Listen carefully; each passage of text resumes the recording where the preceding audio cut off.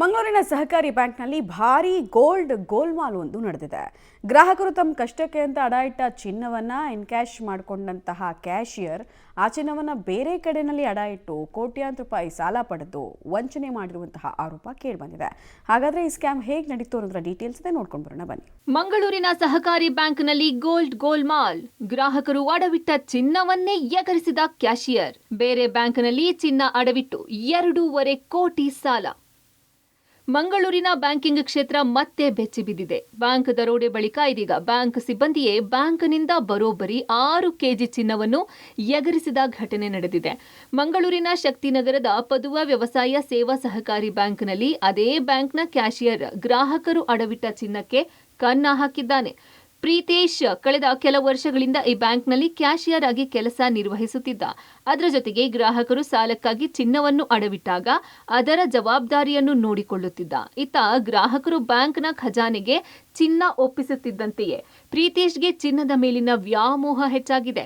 2,000ಕ್ಕೂ ಅಧಿಕ ಗ್ರಾಹಕರು ಇರುವ ಬ್ಯಾಂಕ್ನ 26 ಗ್ರಾಹಕರ ಚಿನ್ನಕ್ಕೆ ಪ್ರೀತೇಶ್ ಕನ್ನ ಹಾಕಿದ್ದಾನೆ.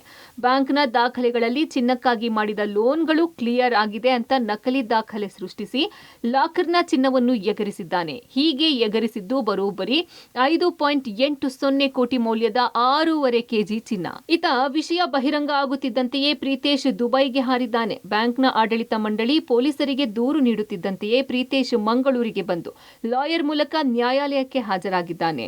ಕದ್ದ ಚಿನ್ನದ ಪೈಕಿ ಸ್ಥಳೀಯ ಮತ್ತೊಂದು ಸಹಕಾರಿ ಬ್ಯಾಂಕ್ನಲ್ಲಿ 2 ಕೆಜಿ 300 ಗ್ರಾಂ ಬಂಗಾರವನ್ನು ಅಡವಿಟ್ಟು ಅಲ್ಲಿಂದ 2.5 ಕೋಟಿ ರೂಪಾಯಿಯನ್ನ ಸಾಲ ಪಡೆದುಕೊಂಡಿದ್ದ.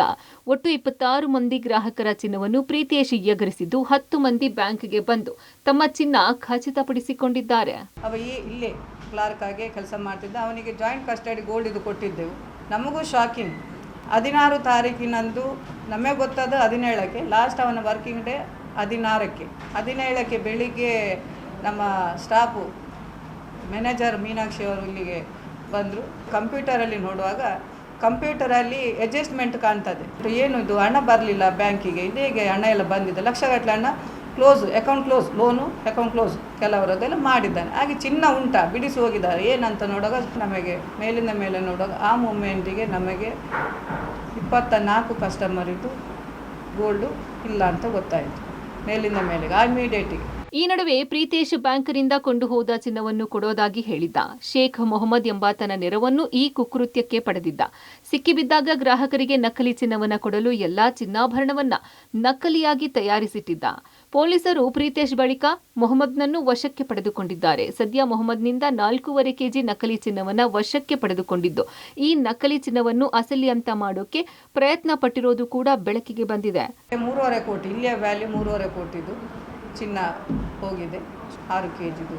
ಭರವಸೆ ನಾವು ಕೊಟ್ಟಿದ್ದೇವೆ. ಅಂದರೆ ಇನ್ನು ರಿಮೈನಿಂಗ್ ಇದನ್ನು ಪೊಲೀಸ್ ಕಸ್ಟಡಿ ಪೊಲೀಸರು ತಗೊಂಡ ನಂತರ ಅವನನ್ನು ಇನ್ವೆಸ್ಟಿಗೇಷನ್ ಮಾಡಿ ನನಗೆ ಭರವಸೆ ಇದೆ ಪೊಲೀಸ್ನವರು ಈಗ ಪ್ರಾಂಪ್ಟಾಗಿ ಮಾಡ್ತಾ ಇದ್ದು. ಇಷ್ಟು ಮಾಡಿದರೆ ನಮಗೆ ಅವರಿಗೊಂದು ಹ್ಯಾಟ್ಸಪ್ ಕೊಡಬೇಕಾಗ್ತದೆ. ಅಷ್ಟು ಇಮಿಡಿಯೇಟ್ ಆಗಿ ಒಬ್ಬನ ಹಿಡಿದು ಅಷ್ಟನ್ನು ಕೊಡೋದೇ ಇಡೀ ಅದಕ್ಕೆ ವ್ಯವಸ್ಥೆ ಮಾಡಿ ಎಲ್ಲಿ ಇದೆ ಅಂತ ಹೇಳುವುದು ಅಂಥದ್ದು ಕಂಡು ಹಿಡಿದು ಅದನ್ನು ಸೀಸ್ ಮಾಡೋದು it is not A easy task. ಒಟ್ಟಿನಲ್ಲಿ ಯಾವುದೋ ಕಷ್ಟದಿಂದ ಚಿನ್ನ ಅಡವಿಟ್ಟು ಸಾಲ ಪಡೆದ ಗ್ರಾಹಕರು ಈಗ ಖತರ್ನಾಕ್ ಕ್ಯಾಶಿಯರ್ನ ಕಳ್ಳಾಟದಿಂದ ಆಘಾತಕ್ಕೊಳಗಾಗಿದ್ದಾರೆ. ಬ್ಯಾಂಕ್ ಲಾಕರ್ ಸೇಫ್ ಆಗಿದ್ರೂ ಒಳಗಿರೋ ಕಳ್ಳರ ಬಗ್ಗೆ ಬ್ಯಾಂಕ್ ಆಡಳಿತ ಮಂಡಳಿ ಯೋಚನೆ ಮಾಡಬೇಕಿದೆ. Sukhpal Polali, public TV, Mangaluru.